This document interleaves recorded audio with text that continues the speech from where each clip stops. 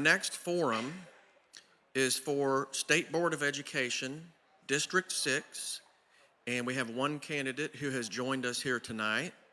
So this forum will be a little bit shorter than the last one. And our candidate for tonight is Tiffany Nelson. So welcome her up here.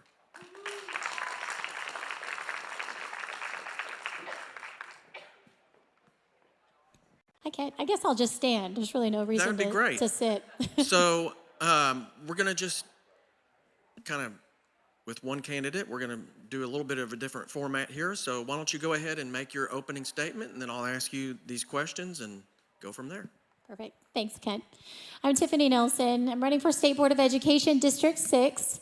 I have spent the last 3+ years serving the 7th largest school district in the state of Texas. The Conroe ISD Board of Trustees was the vice president. My husband and I share 6 children, and I think it was every parent's nightmare when COVID happened, because it was when parents really woke up to what their children were learning in schools. Prior to that, I was probably one of those annoying parents that sent emails and called and said, "Why are you teaching these things?" But it was really COVID that was the eye opener, and it was the things that our students and our children were learning was really concerning to me. And that was when you turned on the TV and you couldn't help but seeing what was happening at your local school board or nationally, with terrorists being at the school board in Virginia. It was time to wake up and do something about it. God called me into the battlefield of the local school board, and it was there that I fell in love with education. My background is in nonprofit consulting, and I've been serving our community for 2 or 3 decades now, and I really have a grasp on who our community is and what our community needs. And it's my honor and my privilege to serve this community. A little bit about how I grew up. I grew up with a single mother, went to 21 schools, was raised on free lunch and government housing. I know what it's like to struggle, and I know what it's like to succeed. I lived the American dream. I was given a chance because a teacher believed in me, and education was my way out.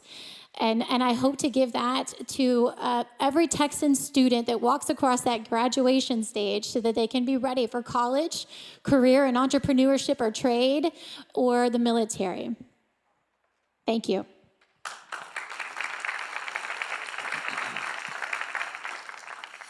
Okay, I can just tell you we have a lot of questions that were submitted, so we'll try to go through those as quickly as possible. But obviously, feel free to take as long or as little time as you'd like. So we have a few questions about curriculum. One is, what changes, it's a general question, what changes do you hope to make regarding curriculum? That's a great question, and one of the main reasons I'm here, Kurt. We're dealing with a lot of things in our curriculum and our TEKS, which is the standards that guides our curriculum, and our structural materials. We're dealing with a lot of woke ideology, a lot of DEI that's taking place in our materials that are getting into the hands of our students. Our students are spending 8 hours a day in classrooms. That's a long time. And do we really know what's taking place in our students and our children's classrooms? There have been assignments. We're teaching, in sex ed, we're teaching that in order to be pregnant, you can be a pregnant person. There was a kindergarten assignment that I saw that was called the genderbread person. And it was a little cute coloring that said, what sex do you feel you should be today? These things are really concerning, and we're graduating our kids to grow up confused, and they have no idea who they are, what they are, and all of these things are plaguing our classrooms, and it's not making space for our students to learn the basics, and really it's improving educational outcomes. Texas is great at a lot of things. We have a booming economy in oil and gas and medical and aerospace, but education is subpar. We are right in the middle in education, and we need to do something about that. We need to improve educational outcomes. We need to improve our literacy scores, which is the lowest it's been in 2 decades. We need to give our students the opportunity that they need to succeed, removing all of the barriers of this woke ideology and getting back to the basics.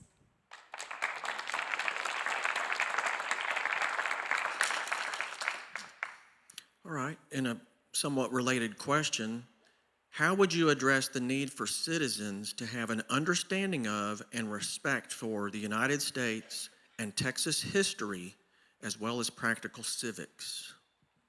It's a great question. So right now, the State Board of Education is working on the TEKS for social studies. So it's been really an interesting process to watch. I've been involved with their meetings for several years. I see some friends that I see there as well. And right now they're working on the TEKS, which is perfect timing. If you couldn't fix it any sooner, this is a great year to do it in the celebration of our 250th anniversary of our great nation. It was very controversial at the State Board of Education. They were setting the frameworks for the social studies TEKS, and it was a big hot topic because it's a 15-member board. Each board member serves about 2 million people. It's a very, very large district. And they were voting on the framework for the TEKS, and they were really deciding, do we want it to be heavy U.S. history and American history and not so heavy on world history and global history, or do we want a really healthy balance and heavy on a global world education? And it was a huge hot topic, and it was very heated that it got to, but really in the end, we want to raise children in America first, American exceptionalism. We want our children to know our founding fathers and what this country was created on. And that's a biblical truth and biblical values. And these are the values that we want to instill on our children and in these classrooms, that they are walking out having a love of country and a love of state. And that's something that's really important. And thankfully, on Wednesday, they lost the vote to our current representative at District 6, who is not running again, but they lost the vote to him. And it was very heavy on world and global history. But on Friday, thankfully, he changed his vote, and now it's going to be heavy on U.S. and Texas history.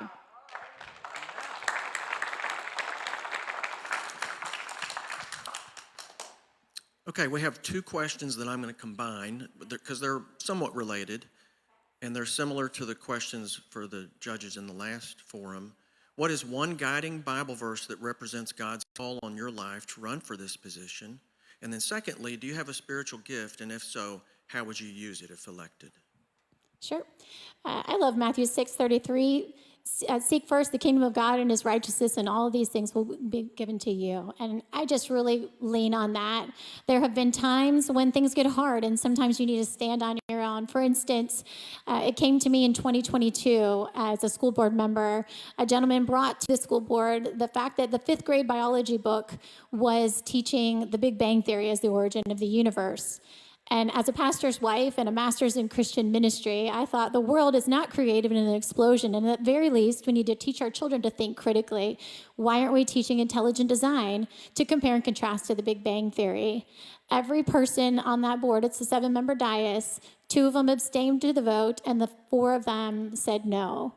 And I stood on my own. But I have an audience of 1, and that verse is always guiding me in everything I do. And so I took that and I took it to the State Board of Education, and I said, you guys, this has been in the curriculum 20 years ago and in the textbooks, but somehow it got taken out. And so I fought, and I kept coming to them, and about a year later, it was changed and added to all Texas textbooks, not just for the district of Conroe ISD, but all 1,200 districts in the state of Texas. Now has intelligent design to compare and contrast to the Big Bang Theory. And spiritual gift, thank you. I've always been called an encourager, and I like that. I will take that, and I'm very happy to be called an encourager. I think it's important that we encourage each other and encourage each other to be the best that they can be, and that also means students, getting our students to be the very best they can be, walking across that stage, getting their diploma, and giving into the economy of Texas, and making Texas and the United States the wonderful and amazing country that it is.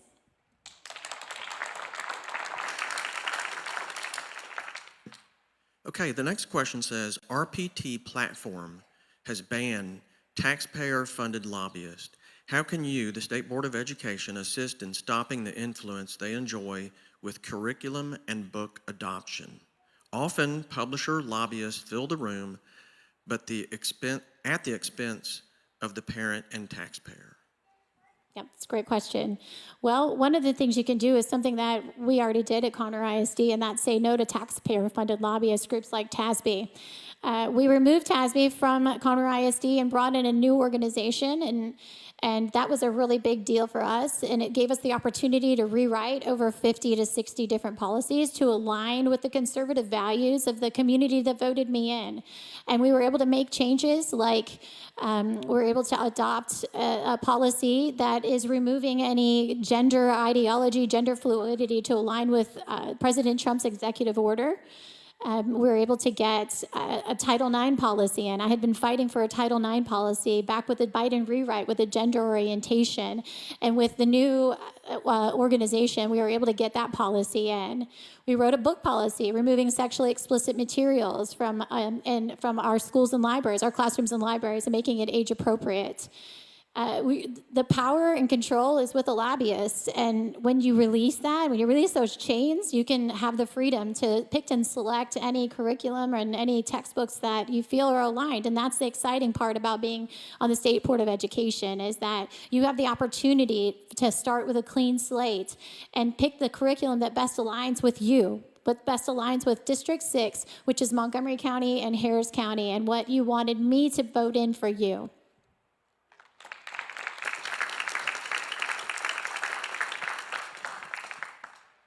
All right. Next question is, should homosexuality be included or excluded from the Republican Party platform? Well, it should, and it is. It should, it should definitely be on the platform to make that it is an abnormal lifestyle, and that they should not have the way that it's written. Should stay the way that it is. One of the things that's important about that is my opponent doesn't believe that it belongs on the platform. That is concerning when it comes to curriculum. Like I said, there are things in our curriculum where there are studies where kids have two parents and they're two moms or two dads. This is concerning in our curriculum. I don't think any of that stuff needs to be in our classrooms. Really, our students need to just focus on the basics so that they can learn English, history, science, math. That's it. They don't need to know about sexual orientation or who you go home with, what takes place in your bedroom. That's for your parents to tell you about, and when they're ready and on their time.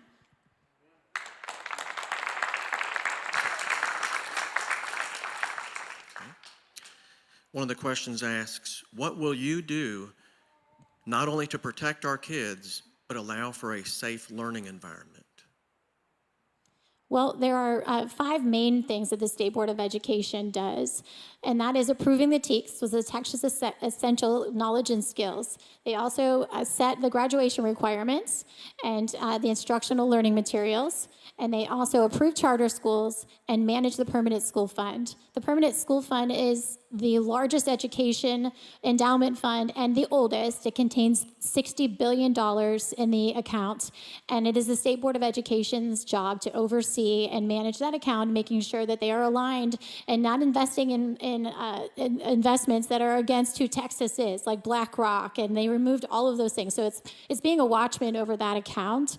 And then the others are just making sure that the curriculum, the guidelines, the graduation requirements, the instructional materials are all aligned with our community values. And we've removed all of this stuff, all of the things that are plaguing our classrooms and giving our children confusion and again, improving educational outcomes and having students walk across that stage ready with opportunity.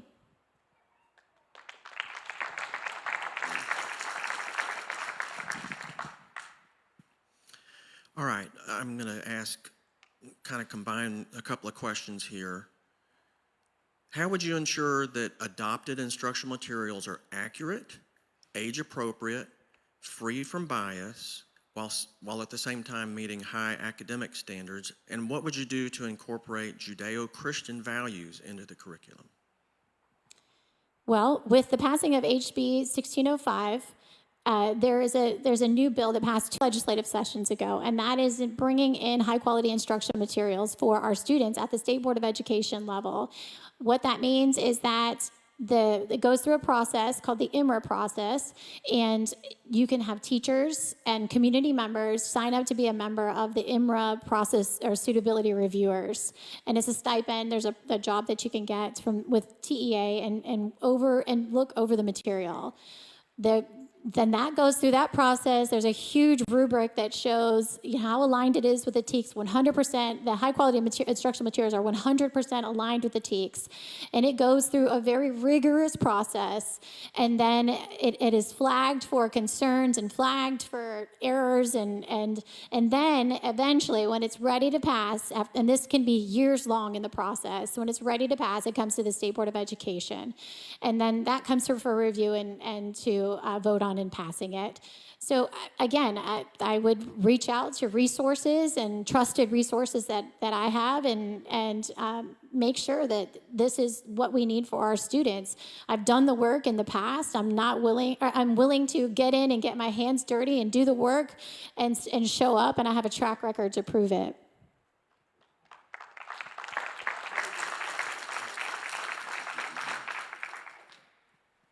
All right. We have a closing statement coming up, but just briefly, because I think this question needs to be addressed. What makes you more qualified than your opponent? And then go into your closing statement. Than my opponent?